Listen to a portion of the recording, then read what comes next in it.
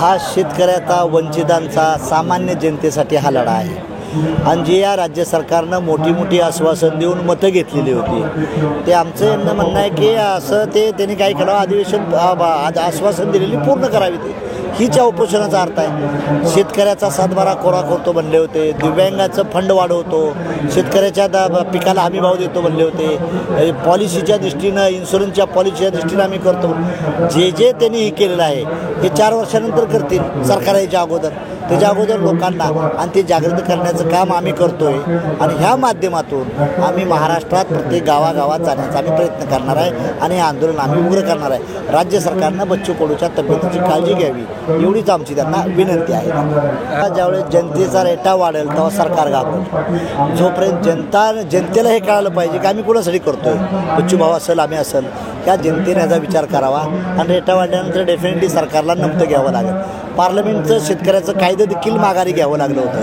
त्यामुळे या आंदोलनातही त्यांना तसं सरकारलाही करावं लागेल।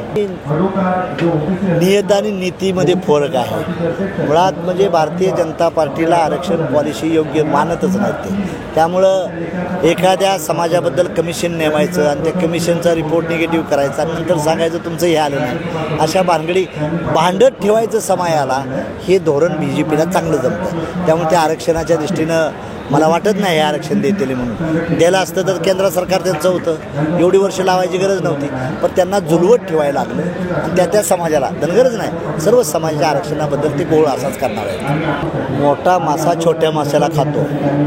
भारतीय जनता पार्टी शिवसेनेच्या डोक्यावर बसली, बाळासाहेबाबरोबर गेले, त्या शिवसेनेचं काय केलं त्यांनी? आता मुंडे साहेब होते म्हणून मी असेल, राजू शेट्टी असेल, बच्चू कडू असेल, सदाखोत असते, राजू शेट्टी असतील, मेटे साहेब असतील, आम्ही एकत्र होतो, पण त्यांचं काम झाल्यावर हो लांब म्हणतात, असा प्रकार ते करणारे मोठे पक्ष असतात। त्यामुळे भारतीय जनता पार्टी विश्वासघातकी पार्टी आहे, तिच्याबरोबर छोट्या छोट्या पक्षांवर राहणं म्हणजे गुन्हा होता आमचा, पण आम्ही कबूल केलं की आमची चूक झाली, त्यांच्याबरोबर गेलो, आम्ही आता इथून पुढे त्यांच्याबरोबर राहणार नाही।